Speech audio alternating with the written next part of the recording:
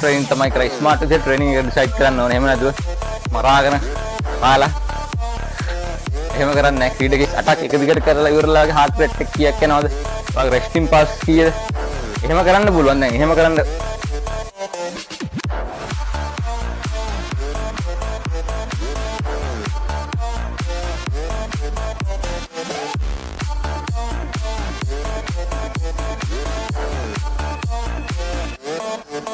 ආදරයෙන් පිළිගන්නවා ඔයාලා ෆිට් ෆෝ ලයිෆ් නාලිකාවට. අද අපි කතා කරන්න යන්නේ ටබාටා වර්කවුට් එකේ තියෙන වාසි සහ ටබාටා වර්කවුට් එකක් කරන්නේ කොහොමද කියලා. ඉතින් මේ ටබාටා වර්කවුට් එකක් කරාම ඔයාලට පුළුවන් ඔයාගේ ශරීර හැඩය වෙනස් කරගන්න සහ ශරීර ශක්තිය වැඩි කරගන්න. ටබාටා කියන්නේ අපිට ඉතාමත් කෙටි කාලයකින් කරන්න පුළුවන් high intensity interval training method එකක්. සරලව කියනවා නම් තප්පර 20ක් එක්සර්සයිස් එක කරනවා, තප්පර 10ක් ප්‍රෙස් කරනවා. ඒ වගේම මේකට එක්සර්සයිස් 8ක් තියාගන්න ඕනේ. චට කරන්න මෙහෙමයි තප්පර 20ක් කරනවා, තප්පර 10ක් ප්‍රෙස් කරනවා. අය අපි දෙවෙනි එක්සර්සයිස් එකට මාරු වෙනවා. ඒකේ තප්පර 10ක් කරනවා, තප්පර 20ක් කරනවා. ඔය විදිහට අපි එක්සර්සයිස් 8ක් එක දිගට කරගෙන ගිහිල්ලා තමයි සෙට් එකක් ඉවර කරන්නේ. සෙට් එකක් ඉවර කරාට පස්සේ ඔයාට පුළුවන් විනාඩියකට අඩු රෙස්ට් එකක් ගන්න සෙට් එකක් ඉවර කරලා. ඊට පස්සේ ඔයාට පුළුවන් නැවත සෙට් දෙකක් තුනක් හතරක් කරන්න පුළුවන්. ඉතින් මේ ටබාටා වර්කවුට් එකේ තියෙන වාසි තමයි කෙටි කාලයකින් වැඩි ප්‍රතිඵල ගන්න පුළුවන්. ඔයා පැය එකමාරක් පැයක් ව්‍යායාම කරන්න ඕනේ නැහැ. මේ ටබාටා වර්කවුට් එක විනාඩි 10ක් 15ක් ඇතුළත අපිට ඉවර කරගැනීමේ හැකියාව තියෙන. ඒ ටබාටා එක්සර්සයිස් high intensity නිසා ව්‍යායාමයෙන් පසු ඔයාලගේ මෙටබොලිසම් එක වැඩි වෙනවා. ඒක අපිට after burn එකක් කියලා හඳුන්වන්න පුළුවන්. ටබාටා වර්කවුට් එකේ තියෙන අනෙක් වාසිය තමයි අපිට කිසිදු උපකරණයක් නැතුව කරන්නත් පුළුවන්.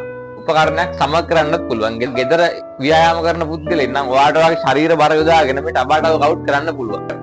ඔයා ජිම් එකට යන එක්කෙනෙක් නම් ඔයාට ජිම් එකේ තියෙන උපකරණ සමග මේක කිරීමේ හැකියාවක් තියෙනවා. වර්කවුට් කරාම ඔයාගේ මනස සහ ශරීරය බලවත් වෙනවා. ටබාටා වර්කවුට් ඉක්මනට ෆිට වෙන්න හොඳම මෙතඩ් එක.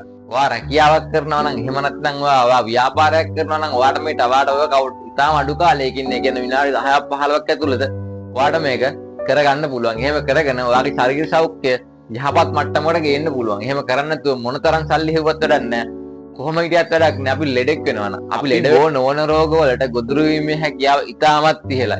ලංකාවේ 83%ක් මරණ වෙන්නේ මේ බෝ නොවන රෝග හින්දා. මේ බෝ නොවන රෝග අඩු කරගන්න අපිට කරන්න තියෙන්නේ අපේ ආහාර කළමනාකරණය කරගන්න එක සහ ව්‍යායාම කරන එක විතරයි. වෙන මොකුත් කරන්න අවස්ථාවක් නෑ. මොකද බෝ නොවන රෝගයක් හැදෙන්න කලින් අපි රෝගේ හැදෙන එක වළක්ව ගන්න තමයි ඕනේ. ඔයාලට දැන් පැහැදිලි වෙලා ඇති කියලා හිතනවා ටබාටා කියන්නේ ඉතාම කෙටි කාලයකින් වැඩි ප්‍රතිඵල ගන්න පුළුවන් ව්‍යායාම ක්‍රමයක් කියලා. ඔයාලත් මේක අදම පටන් අරගෙන ඔයාලගේ ශරීර සෞඛ්‍ය සහ ශරීර ශක්තිය වැඩි දියුණු කරගෙන ලස්සන එකක් හදාගන්න. මේ එක්සර්සයිස් කරද්දී තප්පර 20ට අනිවාර්යයෙන්ම repetition 15 pulse වල try කරන්න. ස්පීඩ් කරන්න ඕන. ටබාටා කියන්නේ ස්පීඩ් endurance training එකක්. මේ fruit test press එක කරද්දී ඔයාලා අනිවාර්යයෙන්ම තප්පර 20ට repetition 20ක් කරන්න try කරන්න. එහෙම කරනවා නම් තාම හොඳයි. ඔයාලා fitness level එක හොඳ මට්ටමක තියෙනවා. ඒ level එකට ගේන්න පුළුවන්.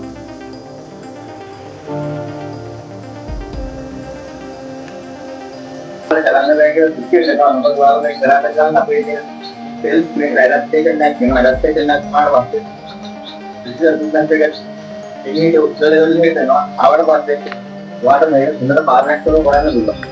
ඒකින් ඔයාලට නවත්තන්න තු කරන්න දෙන්නේ. කරන්න බෑ කියලා නවත්තන්න බෑ. අවදාව ගොඩෙන්න බෑ.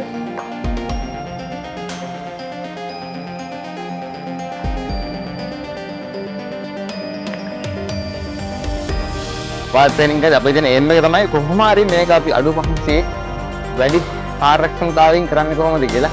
එහෙම කරන්න නම් ප්‍රැක්ටිස් වෙන්න ඕන. නිකන් කරන්න බෑ. ඒක දැන් කාලයක් යනවා.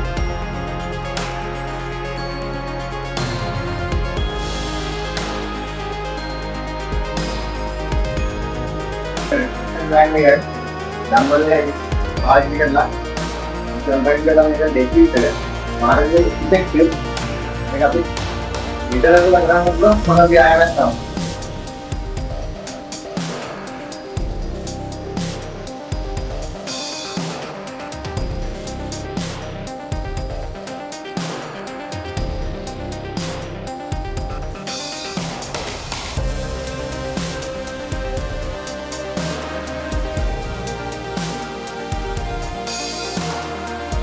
හිතාගෙන කියන්නේ අපි සති 4ක් කරනවා එක බරක. ඒතර ඒ බර අපිට සති 4කදී නෝමල් වෙනවා. අපි හතරෙන් සතියේදී පළවෙනි සතියට වගේ නෝමල් වෙනවා. කියන්නේ බර දැනෙන්නේ නැති වෙනවා. ඊට අපි කිලෝ එකක් හරි ඒ තමාගේ ෆිසිකල් ෆිට්නස් කැපැසිටි එකට අනුව කිලෝ එකක් ග්‍රෑම් කිලෝ එකක් දෙකක් ඔය එක වැඩි කරගන්න පුළුවන්. ඒ ලෙවල් එක දන්නේ ඔයාමයි. ඔයාට තමයි තේරෙන්නේ මට කොච්චරක් වැඩි කරන්න පුළුවන්ද කියලා.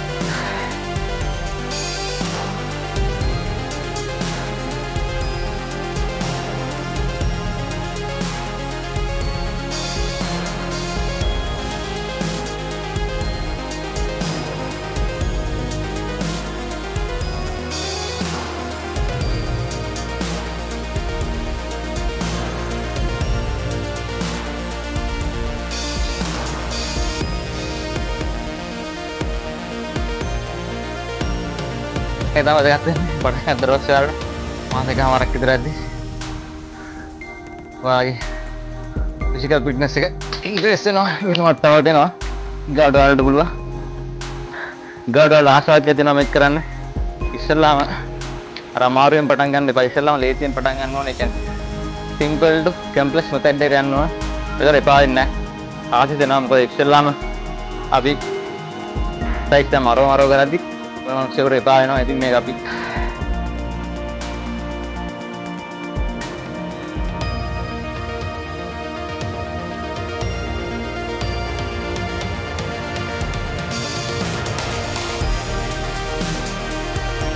මේක කරද්දි තප්පර 20යි සයිඩ් එක බහක් කරලා සද්දාල චේන්ජ් කරගන්න අනිත් පැත්තට.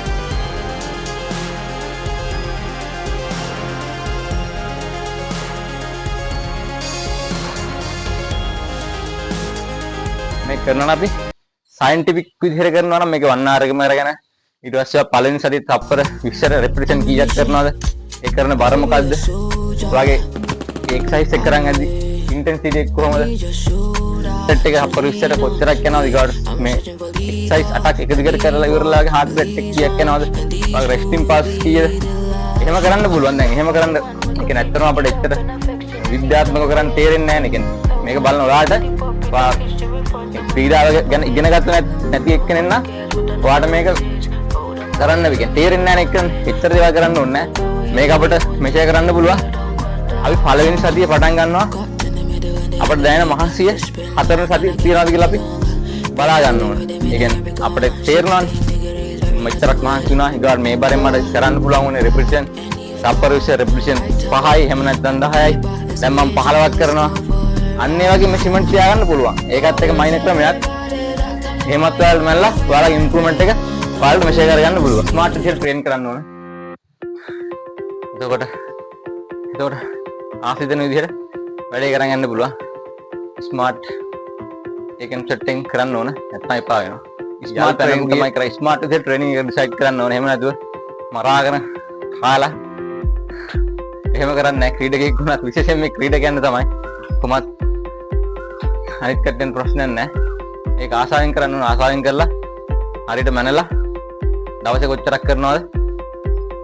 ඒක සතියට කොහොමද දෙන්නේ? ගාඩ මෙසෝ සයිකල් එකේ රෙද්දි කොහොමද?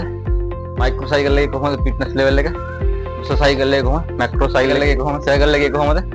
එතකොට මේ මැක්‍රෝ වර්ෂේ අවුරුදු පුරාවටම අපේ කොච්චරක් ඉම්ප්‍රූව් වෙලාද ගිය අවුරුද්දට වඩා අපේ ෆිසිකල් ෆිට්නස් කැපැසිටි එක. ඒ කියන්නේ අපි 100 මීටර්ස් කරනවා නම් එයාගේ තියෙන්නේ වෙනම ටිකක්.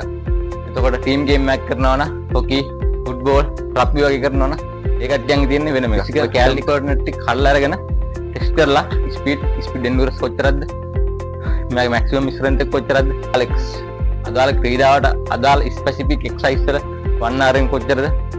සහ ස්පීඩ් ඔය දේවල් මනලා වර්ෂ අවසානයේ අපි කොතනටද ගිහින් එන්නේ කියලා අපි ඒක මම ගත්තට පස්සේ අපිට ලේසි ගාව අවුරුද්ද අපිට ප්ලෑන් කරන්න. බ්ලොක් ට්‍රේනින් ප්ලෑන් එකක් කරනවා නම් අපි කොහොමද කරන්නේ? හැමදේම මයින් ඕන. ස්මාර්ට් විදිහට ට්‍රේනින් කරනවා කියන්නේ ඔය අකුරු ටිකේ තියෙනවා ටිකක්. ඒ ටික ඒ විදිහට කරා නම් අපිට ලොකු ජයග්‍රහණ වලට යන්න පුළුවන්. වීඩියෝ එක ඔයාලට ප්‍රයෝජනවත් නම් සබ්ස්ක්‍රයිබ් කරන්න, ලයික් කරන්න, ෂෙයා කරන්න. මම සචින් වික්‍රමරත්න ෆිට් ෆෝ ලයිෆ් එකෙන් ඉතින් ඔයාලට වාසනාවන්ත දවසක් ගියා ප්‍රාර්ථනා කරනවා.